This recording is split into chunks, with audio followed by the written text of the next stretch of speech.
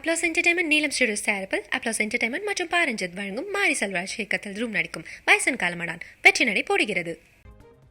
கோவை வாளையாறு அருகே ரூபாய் 2.54 கோடி ஹவாலா பணமானது பறிமுதல் செய்யப்பட்டிருக்கின்றன.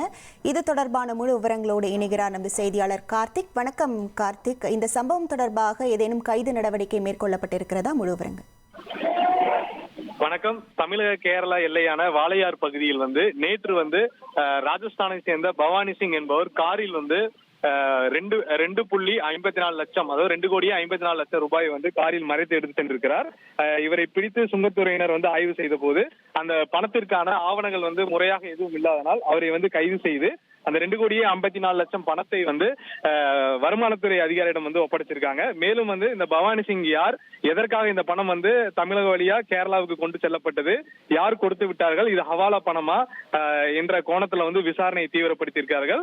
தமிழக கேரள எல்லையில் தொடர்ச்சியாக இது போன்று பணம் மற்றும் தங்கங்கள் பிடிபடுவது பல்வேறு கோணங்கள்ல சந்தேகத்தை ஏற்படுத்தியிருக்கும் சூழல்ல சுங்கத்துறை அதிகாரிகள் இது தொடர்பாக விசாரணையை தீவிரப்படுத்தியுள்ளனர்.